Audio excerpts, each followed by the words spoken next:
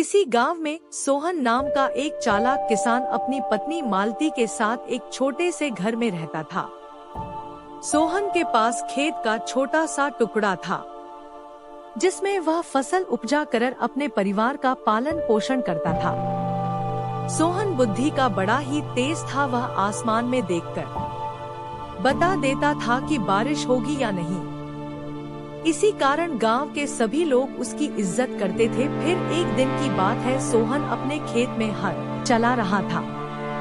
तभी उसके पास गांव के धनीराम नाम का एक जमींदार पहुंचा।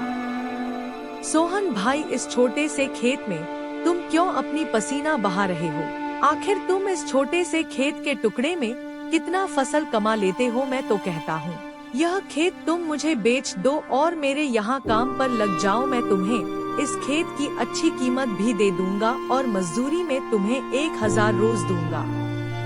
जमींदार का खेत सोहन के खेत से जुड़ा हुआ था, इसीलिए वह चाहता था कि सोहन की जमीन उससे किसी भी तरह हथिया ले, लेकिन सोहन अपना जमीन किसी को नहीं देना चाहता था।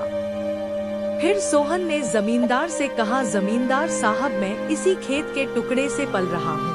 अगर यह खेत को आपको दे दूंगा तो मैं कहाँ जा जाऊंगा? मुझे तो भूखा मरना पड़ेगा। नहीं नहीं जमींदार साहब, मैं इस खेत को कभी नहीं बेचूंगा। यह मेरे दादाजी की निशानी है। जमींदार साहब, मैंने एक तरकीब निकाली है। मैं इस बार ऐसी फसल लगाऊंगा कि मुझे दुगनी कमाई होगी, और देखना आप भी किसी दिन मैं आपका वाला खेत भी अपने खेत में मिला लूंगा। जमींदार सोहन की बात सुनकर आश्चर्यचकित हो गया और मन ही मन सोचने लगा, अरे बाप रे, यह अब कौन सा खेती करेगा कि फसल दुगनी हो जाएगी? कुछ तो गड़बड़ है, मुझे पता लगाना होगा। यह तो वैसे भी बड़ा चतुर आदमी है। अरे सोहन, वो तो ठीक है, लेकिन तुम कौन सी खेती करने जा रहे हो? ऐसे नहीं बताऊंगा, मेरे पास जमीन बहुत कम है, इसलिए मेरा हिसाब बैठ नहीं रहा है। आज रात मैं इसी खेत में आकर हिसाब लगाऊंगा। इतना कहकर सोहन वहां से चला गया। यह बात जमींदार के सर में दर्द देने लगा। वह सोच रहा था कि कौन सी ऐसी फसल है जो कम खेतों में दुगनी हो जाएगी। मुझे सोहन के घर जाकर पता लगाना होगा। मैं अभी उसके घर जाता हूँ। जमींदार सोहन के घर के लिए निकल गया। शाम हो चुकी थी। सोहन फावड़ा लेकर अपना खेत में जाने की तैयारी कर रहा था। तभी उसकी पत्नी बोली, अरे यह क्या रात में कहाँ जा रहे हैं? अरे मालती, तुम शांत रहो, जोर जोर से बोलकर गांव वालों को जगा दोगी क्या? तुम्हें पता है मैंने कम खेत में ज्यादा फसल होने वाला एक तरकीब निकाली है। तुम देखना, मैं इस बार इतना अनाज पैदा कर दूंगा कि 5 साल में भी खत्म नहीं होगा। सोहन की बात जमींदार एक पेड़ के पीछे से सुन रहा था। जमींदार के दिल दिमाग में बेचैनी छा गई। वह सोच रहा था कि वह कौन सी ऐसी खेती है जो दुगना हो जाएगा। इसलिए वह भी सोहन के पीछे पीछे उसके खेत तक चला गया और एक पेड़ के पीछे छुपकर सब कुछ देखने लगा। कहाँ से शुरू करूं, कैसे करूं? यह जमींदार का खेत भी ना मेरा सारा काम बिगाड़ देगा। अगर मेरे खेत का फसल ज्यादा हो गई तो जमींदार के खेत में चला जाएगा और फिर जमींदार बिना मेहनत के फसल ले लेगा। इसीलिए मैं जमींदार से कहूँगा कि अपने खेत में दीवार बना लो ताकि मैं फसल अपनी ही खेत में लगा सकूं। जमींदार यह बात सुनकर कहने लगा, अच्छा बेटा, तो यह बात है, अब देखना मैं तुम्हें कैसे मजा छकाता हूँ।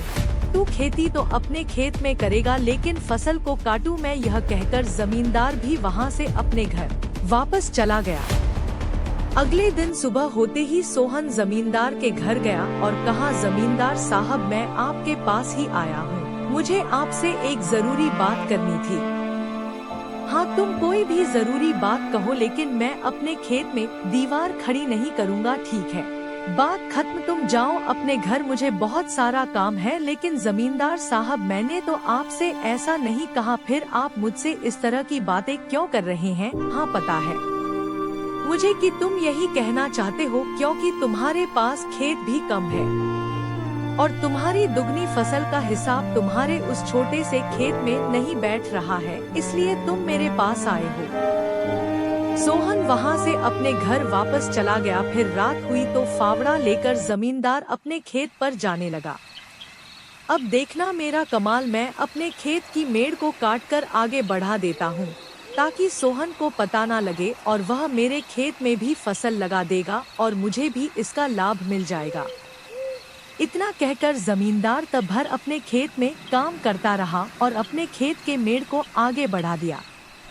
अगले दिन सुबह होते ही सोहन और उसकी पत्नी अपने खेत पर काम करने के लिए जाने लगे। खेत में पहुंचकर उसकी पत्नी ने कहा, सुनो जी, आज अपना खेत कुछ बड़ा सा लग रहा है। हाँ मालती, लग तो मुझे भी रहा है। लगता है भगवान ने मेरी सुन ली, अब तो और भी ज्यादा फसल लगेंगे। चलो अब खेतों में बीज बो देते हैं। अब सोहन और उसकी पत्नी दोनों मिलकर फसल की बीज बोने लगते हैं। पूरा खेत में बीज बोने के बाद फसल होने का इंतजार करने लगते हैं। इसी तरह कुछ महीने बीत गए। जब फसल तैयार हुई तो वह धान की फसल थी। पूरा खेत धान के फसल से भर गया। जब फसल काटने की बारी आई तो जमींदार ने सोहन से कहा, सोहन जरा रुको भाई, इतनी जल्दी क्या है? तुम्हें पता है जिस खेत में तुम फसल लगा रहे हो वह खेत की बरी हुई जगह मेरी है। क्या बात करते हैं जमींदार साहब, मैंने तो आपसे जगह नहीं मांगी थी, फिर आपने अपने खेत के मेड़ को काटकर जगह बढ़ा क्यों दिया? सोहन, मुझे वह सब नहीं मालूम, लेकिन यह भरी हुई जगह मेरी है। मैंने ही खेत की मेड़ को आगे बढ़ा दिया था ताकि तुम्हारी फसल की जड़ मेरे खेत में आ जाए और मुझे भी का लाभ मिल सके। अच्छा तो यह बात है, लेकिन जमींदार साहब मैंने भी यही तरकीब लगाई थी क्योंकि मेरे पास खेत कम था और कम खेतों में दुगुनी फसल कैसे संभव होगी। लेकिन आपने तो मेरी मन की बात सुन ली और कर भी दिया। जमींदार साहब, ना मैंने आपको खेत बढ़ाने को कहा, ना आपके पास आया, तो आपने अपने खेत के मेड़ को आगे बढ़ाया क्यों? इसलिए आपको इस फसल पर कोई हक नहीं है। जहाँ तक मेड़ है वहाँ तक आपका खेत, बाकी मेरी समझ गए। जमींदार साहब, सोहन की बात सुनकर जमींदार आश्चर्य से चकित हो गया और सोहन के दिमाग को मान गया। लेकिन फिर भी जमींदार हार मानने वाला नहीं था। वह इस बात का बदला लेने के लिए इंतजार करने लगा। फिर एक समय की बात है, सोहन बीमार पड़ गया और गेहूं की फसल की बुआई होने लगी। समय निकला जा रहा था। जमींदार उसकी हंसी उड़ाने के लिए उसके घर गया। क्यों सोहन, देखा बेईमानी का नतीजा पड़ गए ना? बीमार, अब तुम्हारा खेत, अभी तक तो तुम्हारा खेत में हल भी नहीं चला, अब देखना तुम भूखे मरोगे। मालिक, मैं क्यों भूखा मरूंगा? मेरे बाबू का खेत है ना, वह मुझे कभी भी भूखा नहीं मरने देगा। ऐसा वरदान है उस खेत में। कैसा वरदान सोहन, मैं क्यों बताऊं आपको, आप जाओ यहाँ से। सोहन की आश्चर्यजनक बात सुनकर एक बार फिर जमींदार के सिर में दर्द हो गया। जमींदार सोहन के घर से गया तो लेकिन बाहर जाकर वह एक पेड़ के पीछे छुप गया और शाम होने का इंतजार करने लगा। जब शाम हुई तो दोनों पति पत्नी आपस में बातें करने लगे। फिर सोहन की पत्नी ने पूछा, सुनो जी, बाबूजी ऐसा कौन सा वरदान दे गए हैं जो वह खेत हम लोगों को भूखा नहीं मरने देगा, और अभी तक तो हमारे खेत में हल भी नहीं चला है, फिर यह सब क्या है? अरे तुम जोर जोर से चिल्लाओ मत, यह बात गोपनीय है। अगर कोई सुन लिया तो सारा काम बिगड़ जाएगा। ध्यान से सुनो, आज मैं तुम्हें बता ही देता हूँ। अपने खेत में बाबूजी ने सोने के सिक्कों से भरा हुआ सोने का मटका खेत के अंदर छुपा दिया है, जिसे हमें खोद कर निकालना है। इसीलिए मैंने इस बार अपने खेत की जुताई नहीं किया। क्या करूं खेती करके जब इतना सारा सोना मिल ही जाएगा? तो अच्छा बेटा, तो यह बात है, मैं आज रात को ही तुम्हारे खेत से सोने का मटका निकाल लेता हूँ, फिर देखूंगा तू कैसे जिंदा रहता है और क्या खाता है। फिर क्या जमींदार रात में ही फावड़ा लेकर सोहन के खेत में पहुँच गया और खेत को खोदने लगा। इस तरह फावड़ा से खेत खोद दूंगा तो 2 दिनों में भी मटका नहीं मिलेगा। ऐसा करता हूँ, हल से पूरा खेत ही जोत देता हूँ, फिर आसानी से मुझे मटका मिल जाएगा। जमींदार हल से पूरा खेत जोत दिया, लेकिन उसे कहीं पर भी सोने का मटका नहीं मिला। जब रात बीती और सुबह हुआ तो जमींदार गुस्से में आकर सोहन के घर गया और बोला, क्यों रे सोहन, कहाँ है तेरा सोने का मटका? तूने तो कहा था कि तेरे खेत में सोने का मटका है। मैंने सारा खेत को खोद दिया, परंतु कहीं पर भी मुझे मटका नहीं मिला, कहीं नहीं मिला। ऐसा कैसे हो सकता है जमींदार साहब, आपने पूर्व और उत्तर के दिशा में नहीं देखा होगा।